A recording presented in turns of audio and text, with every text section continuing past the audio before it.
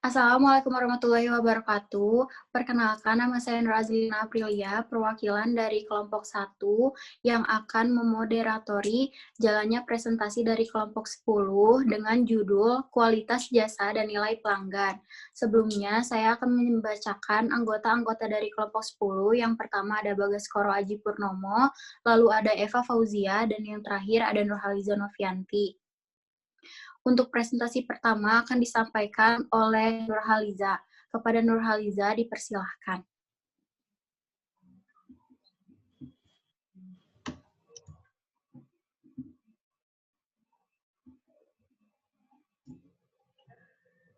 Materi yang pertama yaitu mengenai kualitas jasa.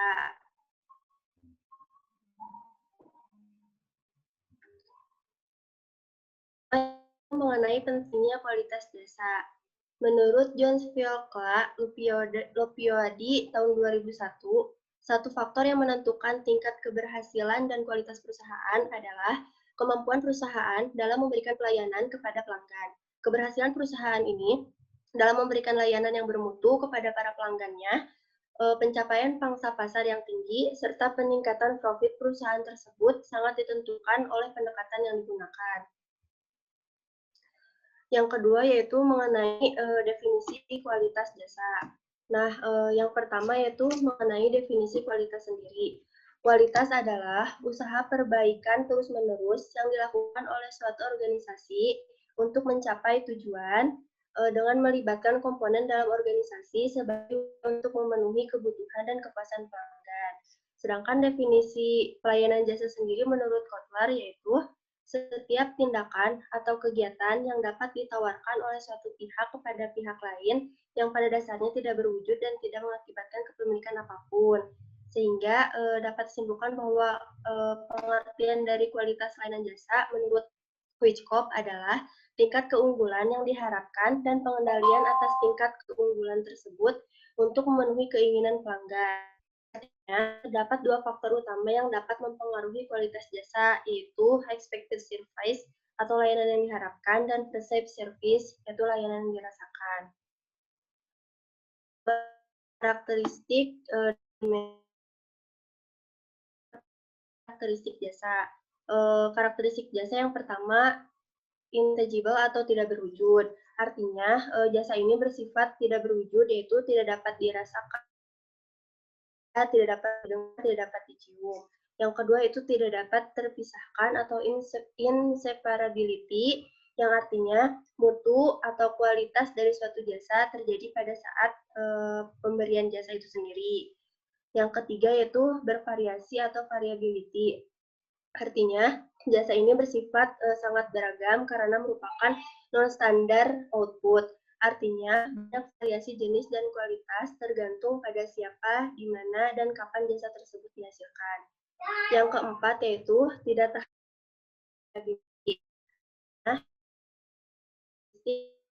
dan tidak dapat disimpan karena sifatnya tidak berwujud fisik.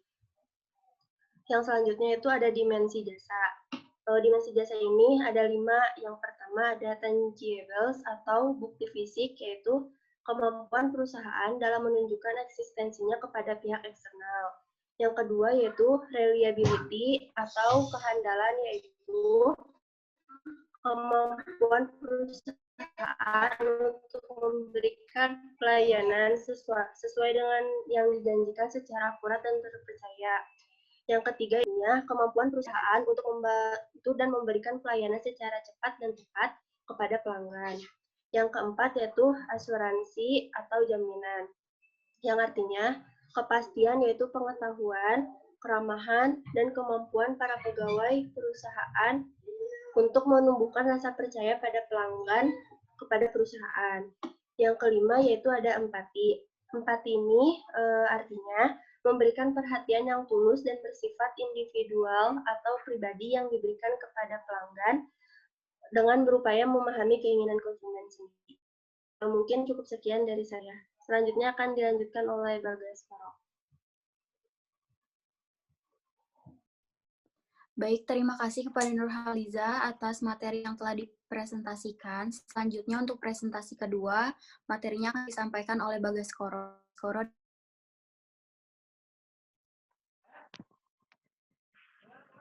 Next.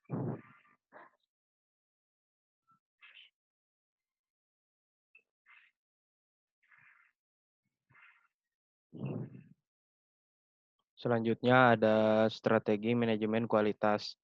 Strategi manajemen kualitas jasa prioritas utama dalam strategi manajemen kualitas jasa.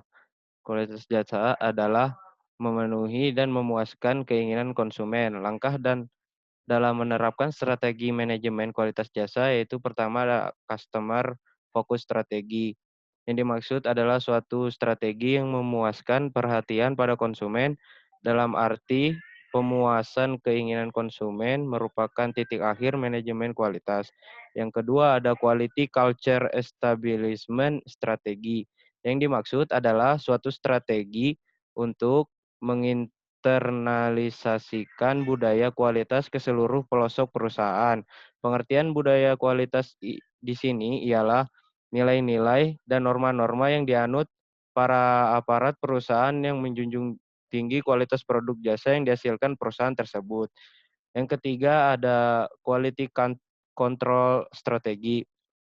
Yang dimaksud adalah suatu strategi untuk mengetahui seberapa jauh pencapaian target pemuasan keinginan konsumen dengan cara membandingkan realisasi dengan target. Yang terakhir ada continuous improvement strategi. Yang dimaksud adalah suatu strategi untuk melakukan penyempurnaan proses produksi secara terus-menerus terlepas dari apakah proses produksi tersebut telah mampu menghasilkan produk sesuai target kualitas pada saat ini atau tidak. Next.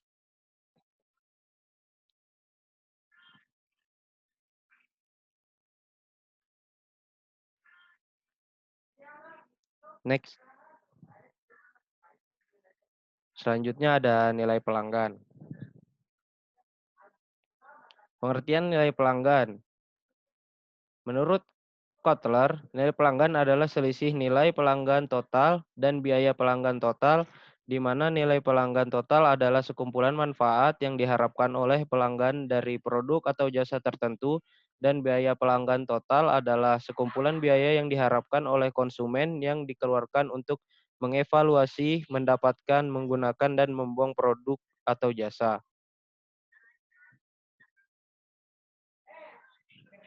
Selanjutnya ada manfaat nilai pelanggan. Menurut Kotler dan Armstrong, tahun 2008, terdapat 4 manfaat yang diperoleh dalam menciptakan nilai pelanggan.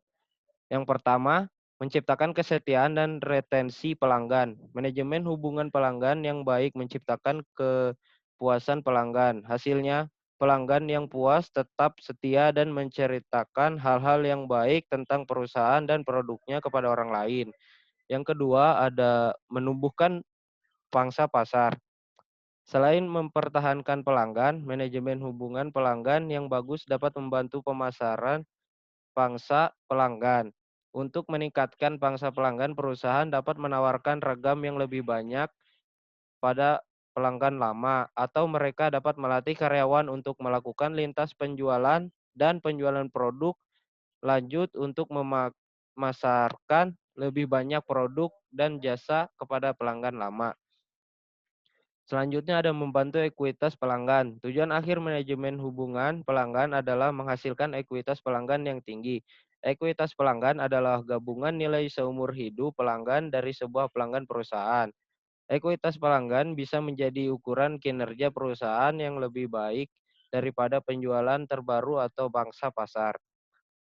Selanjutnya adalah membangun hubungan yang benar dengan pelanggan yang tepat. Perusahaan harus menata ekuitas pelanggan dengan cermat. Perusahaan harus mampu menentukan pelanggan mana yang harus diraih dan dipertahankan oleh perusahaan. Selanjutnya ada dimensi nilai pelanggan. Menurut Kotler dan Keller tahun 2009, nilai pelanggan diperoleh dari selisih antara apa yang didapatkan pelanggan dan apa yang ia berikan untuk kemungkinan pilihan yang berbeda. Terdapat beberapa dimensi nilai pelanggan. Yang pertama, nilai produk. Nilai produk atau product value adalah evaluasi mengenai seberapa besar keuntungan yang dapat dinikmati oleh pelanggan terhadap produk yang ditawarkan oleh produsen.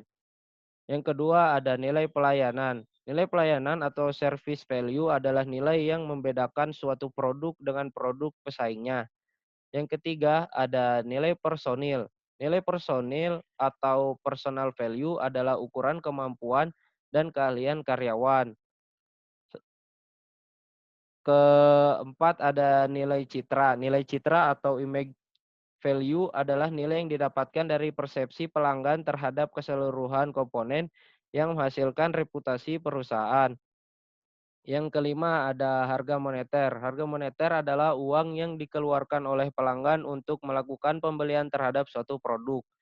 Yang keenam ada biaya waktu. Biaya waktu adalah besarnya waktu yang dihabiskan oleh pelanggan ketika berbelanja suatu produk. Biaya waktu dapat dilihat dari kecepatan transaksi. Yang ketujuh ada biaya fisik. Biaya fisik adalah besarnya tenaga yang dihabiskan oleh pelanggan ketika berbelanja suatu produk. Yang kedelapan ada biaya psikis. Biaya psikis adalah biaya berupa rasa kesal atau senang selama proses memperoleh pelayanan atau mengkonsumsi produk.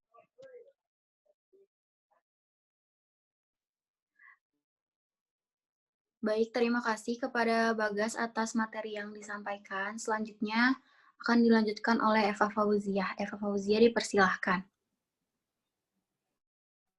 Ada tingkatan nilai pelanggan. Menurut Kotler dan Keller tahun 2009 terdapat 3 nilai pelanggan dalam memilih produk atau jasa, yaitu yang pertama ada nilai yang dipikirkan pelanggan, yaitu selisih antar evaluasi calon pelanggan atas semua manfaat serta semua biaya tawaran tertentu.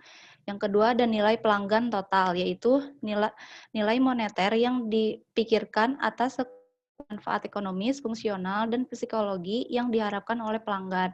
Yang ketiga ada biaya pelanggan total, yaitu sekumpulan biaya yang harus dikeluarkan pelanggan untuk mengevaluasi, mendapatkan, menggunakan, dan membuang tawaran pasar tertentu, termasuk biaya moneter, biaya waktu, biaya energi, dan biaya psikologi.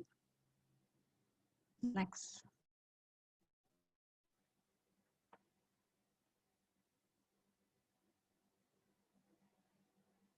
Selanjutnya ada strategi membangun nilai pelanggan. Menurut Huriyati tahun 2010 terdapat 3 pendekatan yang dapat dilakukan oleh perusahaan dalam menciptakan nilai pelanggan yang baik, yaitu yang pertama ada economic value to the customer, yaitu dapat diciptakan jika perusahaan dapat meningkatkan profitabilitas pelanggan dalam hal meningkatkan penjualan, pengurangan biaya, peningkatan harga, atau kebutuhan investasi yang rendah. Yang kedua ada differential advantage, yaitu dapat diciptakan jika pelanggan mempunyai persepsi bahwa produk atau layanan yang ditawarkan oleh perusahaan memiliki keunggulan yang dirasa sangat penting, sehingga mereka lebih menyukai produk atau layanan tersebut. Yang ketiga, development, yaitu dapat diciptakan dengan membentuk atribut, manfaat, atau personifikasi yang dimiliki oleh merek tersebut. Next.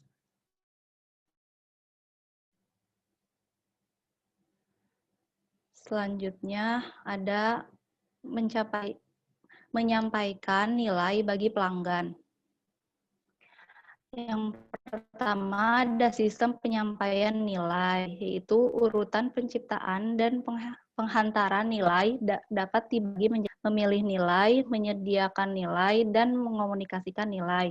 Yang kedua ada rantai nilai, yaitu alat untuk mengidentifikasi cara menciptakan lebih banyak nilai pelanggan. Menurut model ini, setiap sintesis dari kegiatan yang dilaksanakan untuk merancang, memproduksi, memasarkan, menghantarkan, dan mendukung. Ini juga diketahui beberapa proses dalam bisnis. Yang pertama ada proses pengindera pasar, yang kedua ada proses realisasi penawaran baru, yang ketiga proses akuisisi pelanggan, yang keempat ada proses manajemen pemenuhan, yang kelima ada perusahaan menciptakan tim untuk berfokus pada penjualan dan pertumbuhan margin, yang terakhir ada Agar berhasil, perusahaan harus bisa mencapai keunggulan kompetitif di luar operasinya sendiri. Next.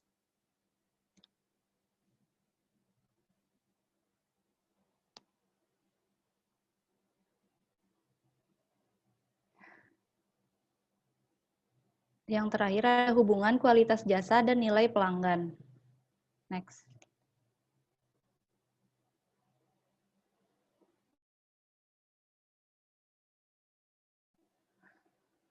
Menurut Chen 2025 yang menentukan fakta bahwa kualitas jasa berpengaruh positif terhadap nilai pelanggan, hasil ini didukung Anderson tahun 1997 yang menemukan fase service quality berpengaruh positif terhadap customer value. Nilai merupakan perkiraan pelanggan tentang kemampuan total suatu produk untuk memenuhi kebutuhannya. Nilai setiap produk sebenarnya tergantung dari seberapa jauh produk tersebut dapat mendekati produk ideal, termasuk harga.